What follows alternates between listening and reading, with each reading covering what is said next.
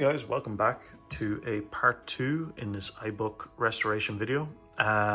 This one we are going to be installing the 120 gig SSD, and hopefully we can try and get the original operating system transferred across or reinstalled or something similar. And as you've seen from the last video, we got a beautiful looking display running on this brand spanking new without having to sacrifice any parts from any other iBook, which is kind of great, not having to buy a second iBook just to fix this.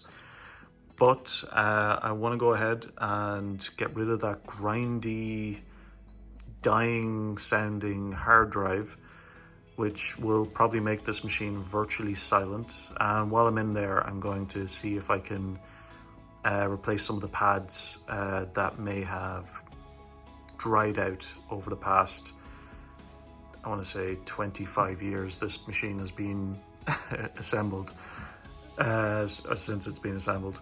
So yeah, let's carry on with the video, and I'm going to have this all set up now. So, next upgrade, let's do a storage. So, here is our SSD. What brand is this? This is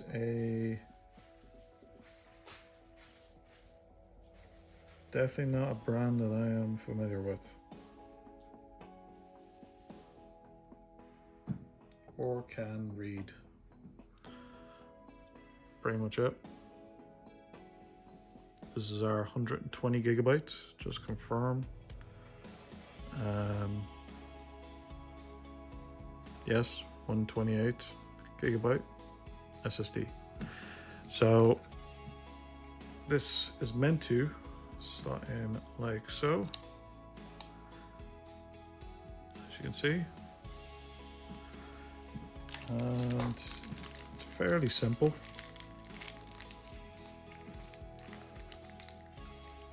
I have a couple of jumpers in here as far as I can tell as well.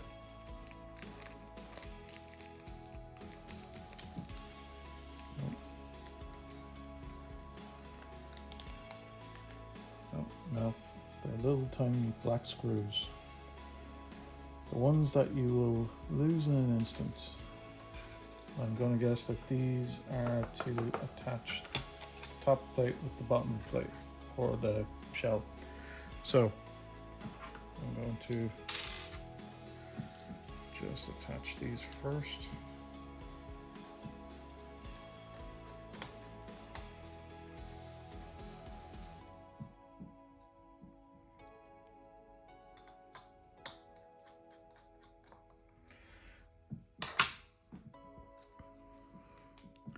And as you heard from the start of the video, I'd hope, or from the video there,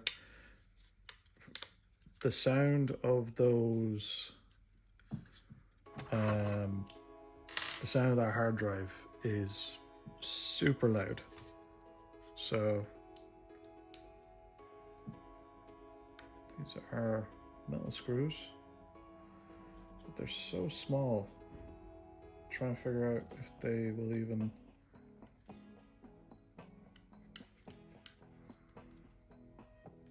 Yeah, they will actually. They're deceptively bigger than they actually you think they are. To be honest, this entire kit, the SSD including, cost me about 30 euros all in. Not joking, 30 euros for the SSD and the caddy off AliExpress. So for 30 quid, it's definitely worth doing the upgrade, so it is. Especially when you're doing the display. So this is going to mean that I'm going to have to fully disassemble this machine just to get into the guts. And I know plenty of people have disassembled this machine before, so for me to go through the disassembly process is probably a bit redundant at this stage, but we will pretty much try and get through it as quick as we can. Okay. First off, I've never gotten to a hard drive in this before, so it's going to be a learning curve for me as well. So let's try and get in there. As far as I know, this is pretty much the best way of getting behind here. First schoolboy error for me.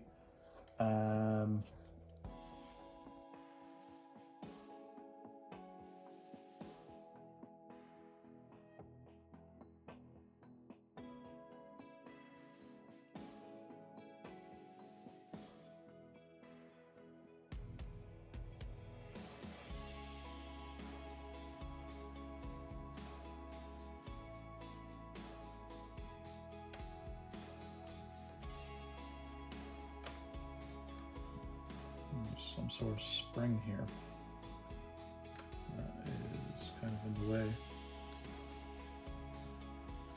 Try and get it out of my way. There we go.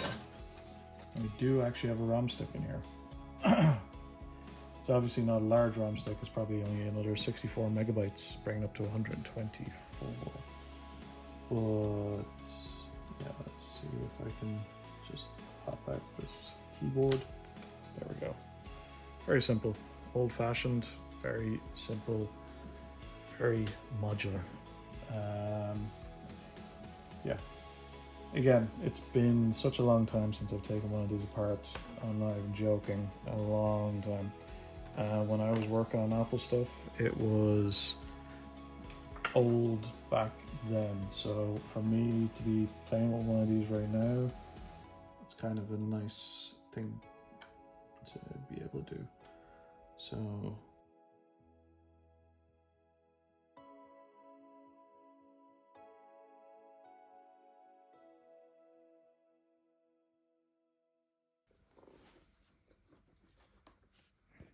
but let's see if there's any screws down below that I've missed. Again, I'm doing this from memory, nearly 7 or 8 years ago. So please, also, if you're going to give me trouble about this thing is completely dead. So don't, all because I didn't take it out when I was taking the display out. It has no life in it whatsoever. Okay, we have a couple of screws on the front here.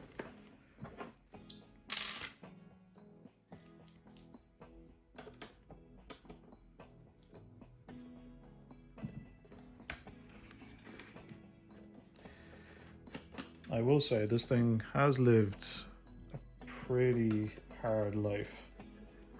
I'm glad to be the one to kind of refurbish and bring it back. At least I hope.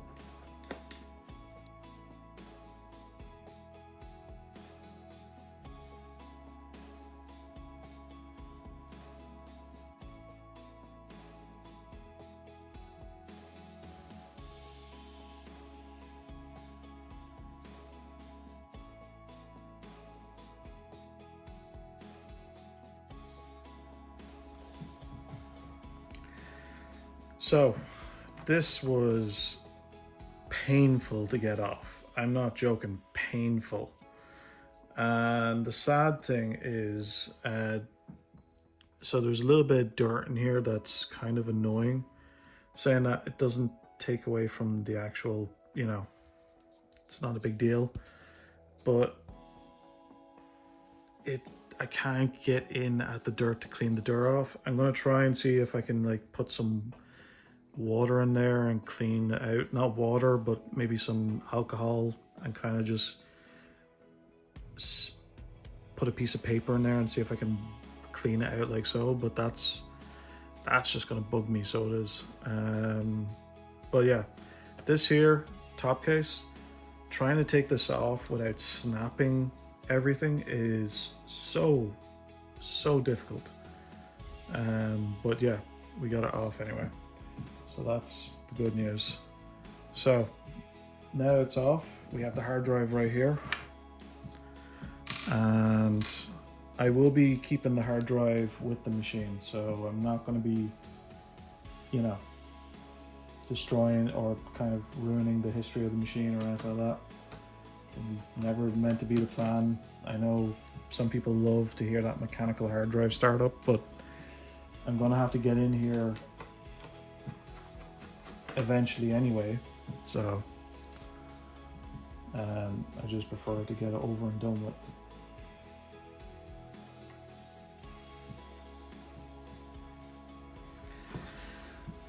There's not much of this machine left.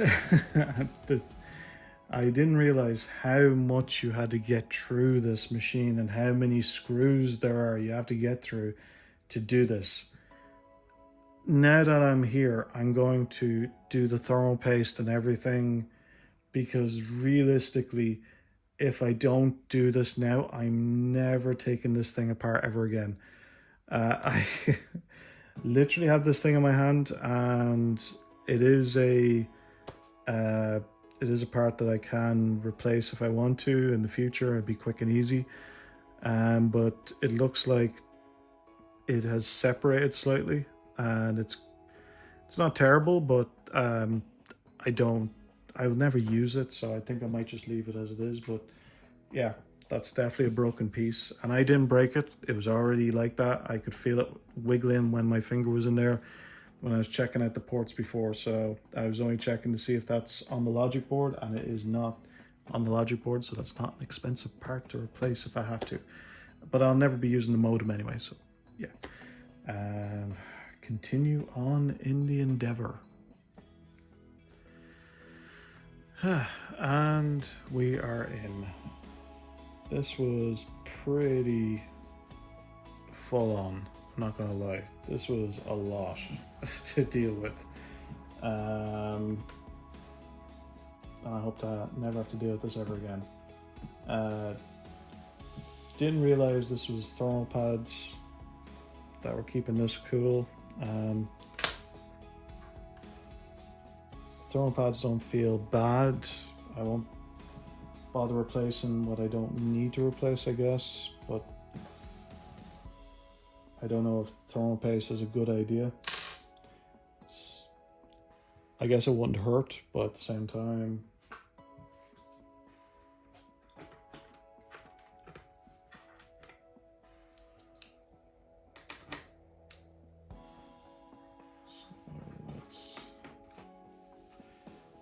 I just wondering why Apple made this so complicated to take apart.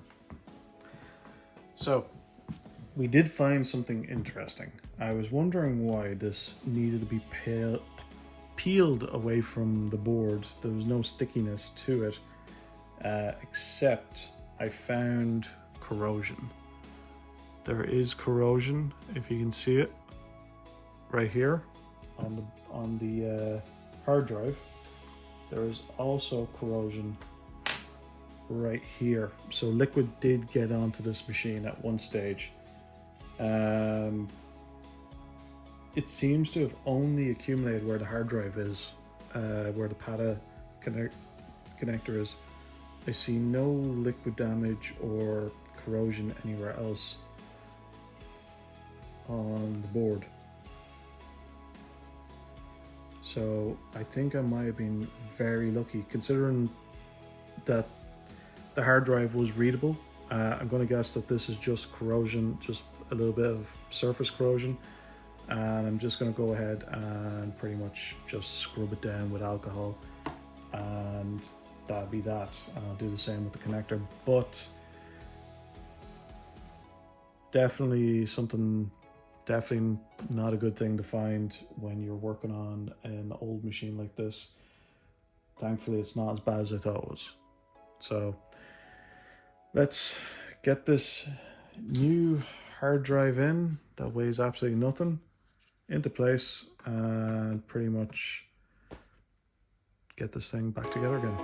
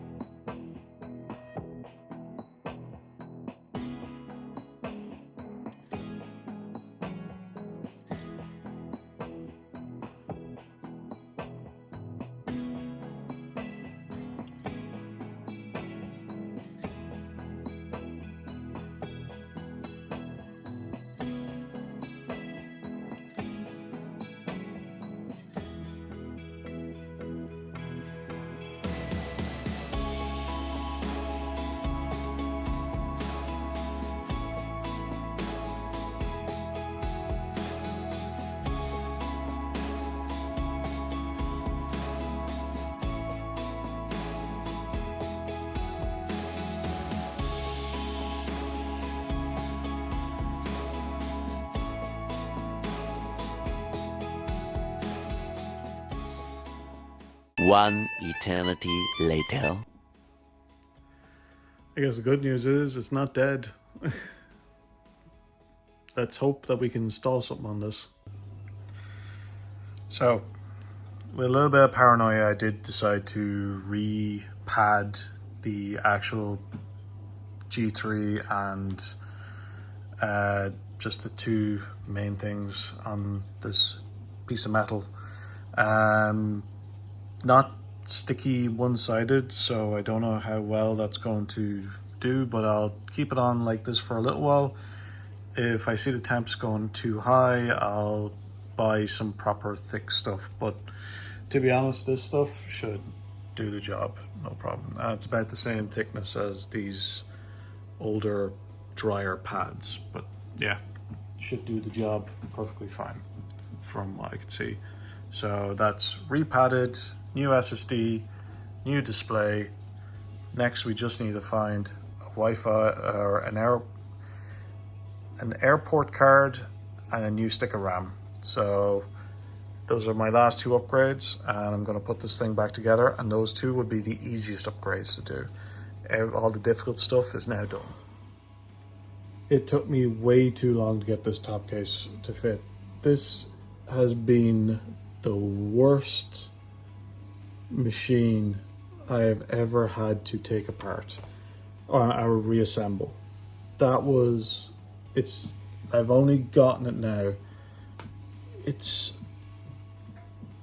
So going from the top here, the first issue, this whole setup right here, you have to make sure that the bottom case hooks into the plastic piece right here, or it'll always have a bulge in the middle and it won't fit. So I had to take this display off for the third time, resolved that, figured it out, got the display, still couldn't get the top case on. And it seems to be just because you have to hook the top case here first with the screw and then click it all down, pop open the drive bay, it'll all clip in after that, force this down. I'm not joking, there's a bit of force that has to go down, and then it'll just all click all of a sudden. I swear to God, I hated every bit of working on this top case. I am a broken man. This was horrendous. Yeah, the bottom, the 4 screws in the bottom are done, the 2 screws right here. This is now back as a button. That right there, hook it in, such a pain in the ass, only because I didn't know why I had a bulge here.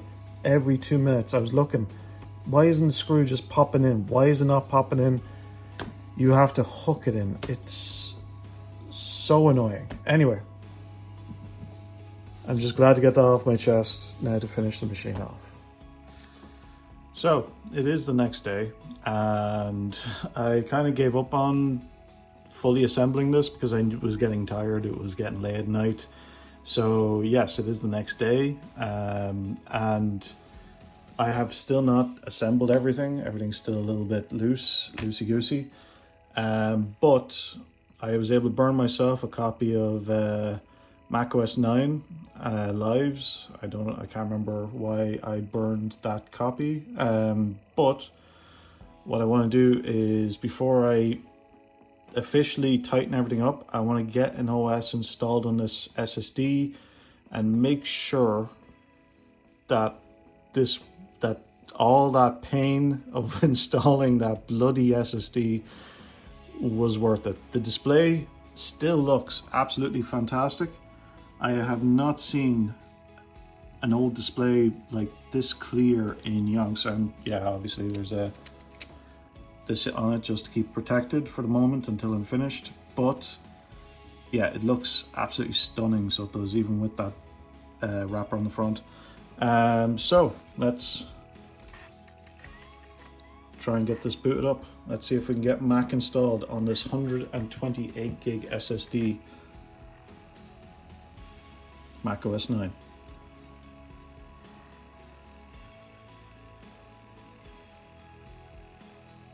Well, shit. So, after multiple Mac OS 9 discs, we have decided to try Panther out. I have a couple of Panther discs here. It is going to be multiple CDs of Panther. I have put the first CD in. I think there's how many CDs of Panther? 3 CDs to install Panther on this. So we'll see if I can. This should be a lot easier to use to format the drives and everything. So hopefully this runs off the RAM amount that's in this, but I will be upgrading the RAM in this. And I'll probably be giving Panther the smallest partition, as I don't need a Panther iBook. I want to get that Mac OS 9 running again natively. So unfortunately, I'll burn a CD on Panther for Mac OS 9. But every Panther CD that I've tried so far just is not working for some reason. I have no idea why. So let's get this thing up and running and formatted and everything like that. So let's make sure that the SSD is running. And once I'm happy with the SSD running, then I can start thinking about, installing the operating systems that I want to run on this. So we have booted up to macOS Puma. Not much nostalgia here. I am going to be using this wireless mouse. It's an old school mouse, which is connected by USB. There is no Bluetooth magicry here. I can use the trackpad, so I can, but I can't click because I don't have the whole thing snapped down. So let's continue into English. Now all I want to see is that SSD. That's my main fear here. So it is. Introductions. Very cool. First partition is larger than 8 gigs, or your disk has only one large partition of 8 gigabytes. We got well over 10 times of over 8 gigs, so we're doing this right now. So let's hope this doesn't cause any issues. Fingers crossed. I have larger hard drives with Panther, so it's definitely not going to cause any issues. But it's just funny. And that's not a good sign. So let's go to disk utility and hope it detects the SSD. Praying that it detects the SSD. I'm not seeing anything. Oh, thank God. There it is. Oh, it's a Samsung. I couldn't actually see what it was, but it's a Samsung SSD. I got this for less than 20 quid for 120 gigs. That's pretty cool. That is a load off. I do not need to take this whole thing apart. So that's 120 gig SSD in my iBook. And most of this noise, actually the entirety of this noise, is out of that disk drive. I am so happy to see that SSD. And I will be leaving links in the video to all the parts that I used in this build. So let's do journaled. Obviously, we have to do Macintosh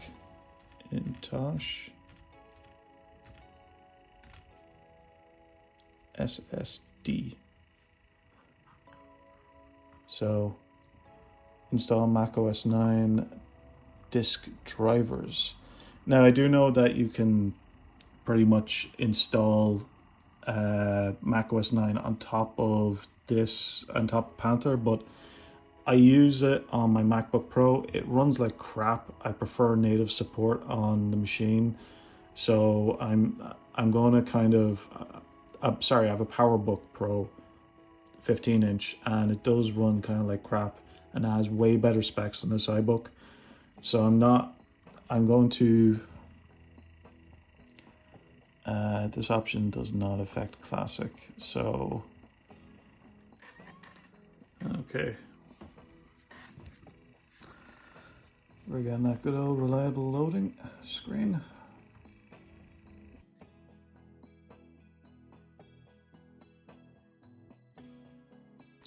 I'm really looking forward to switching out that disk drive. That's the main thing I really love to do, is switch out that CD drive with a DVD drive. It's incredibly loud.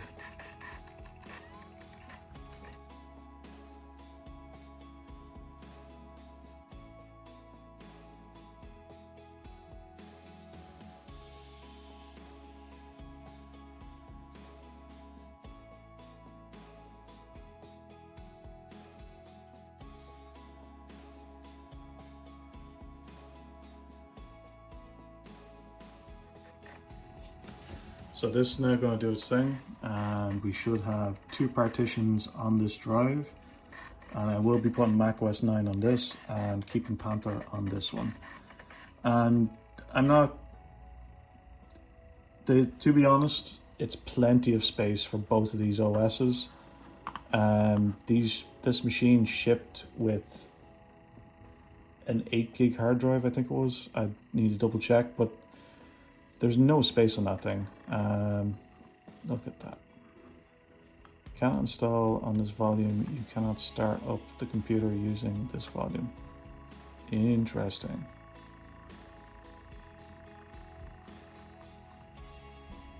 Let's go back.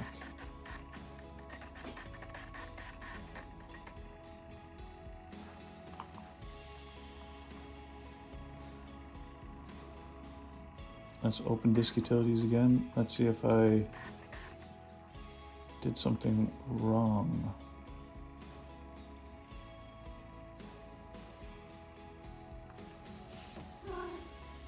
Sorry.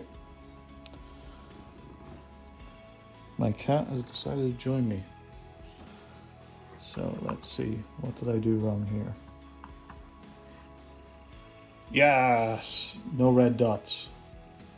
So what we want is the Macintosh HDP, P for Panther.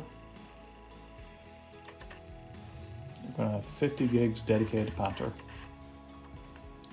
And there we go. I'm going to let this install.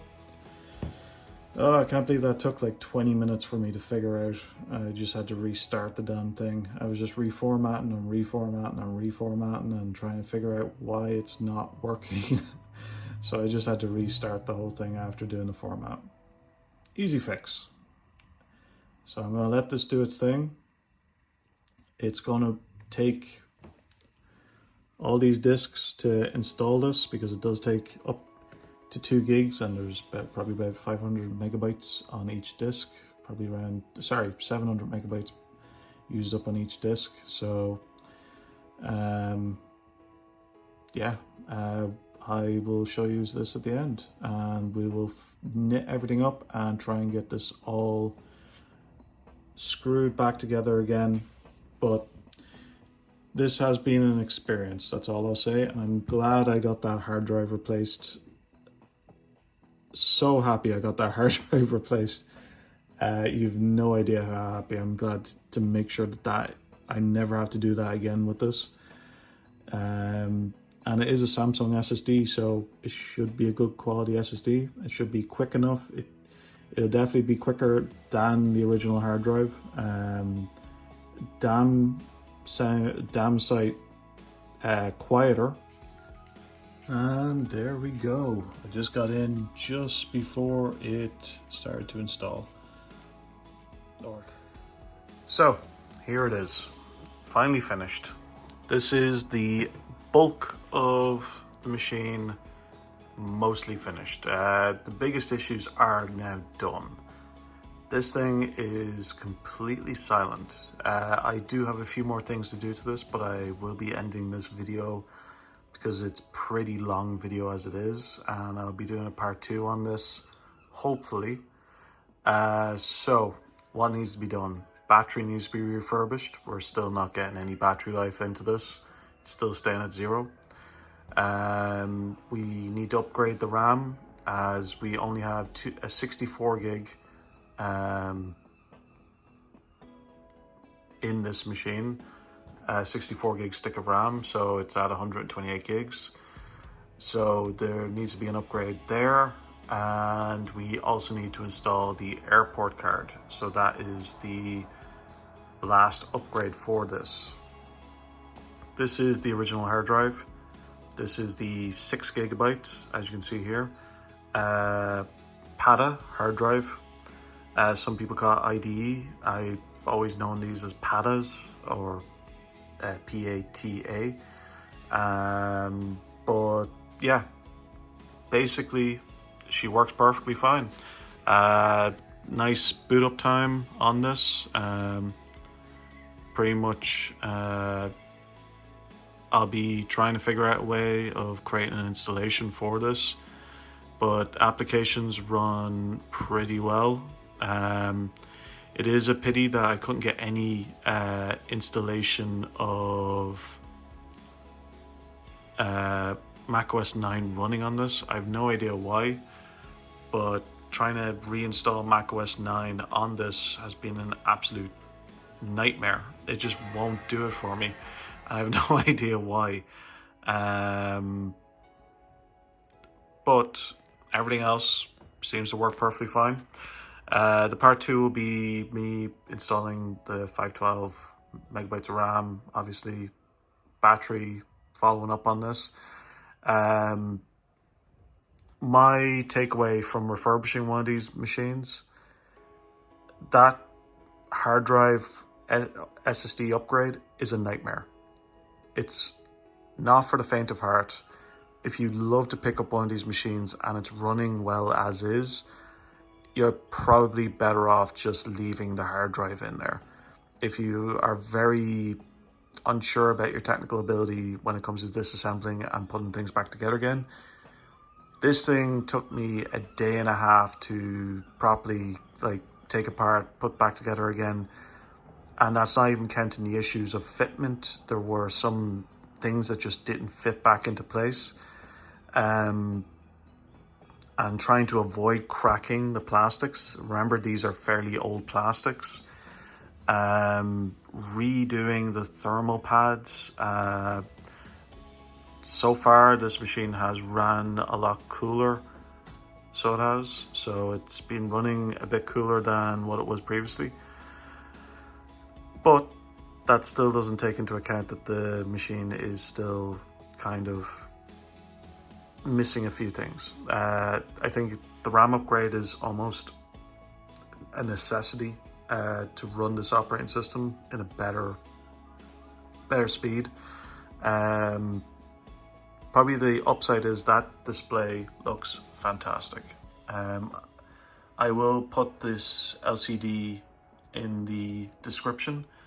We haven't got these line issues that we had before. That looks like somebody took a razor blade to it, but realistically it's just the degradation of the blade or of the display. So yeah, it's a nice old machine to have, and I'm pretty happy that I've gotten this completely refurbished. There's another thing that I have to replace, but this is my €100 iBook.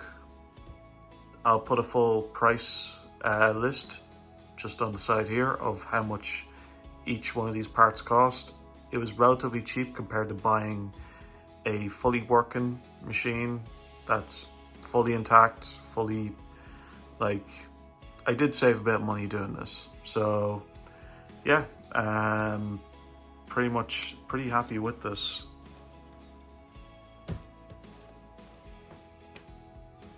Pretty happy. Anyways, if you liked the video, please, or if you found any information here handy, please subscribe, please leave a like. Thank you very much for watching this video today.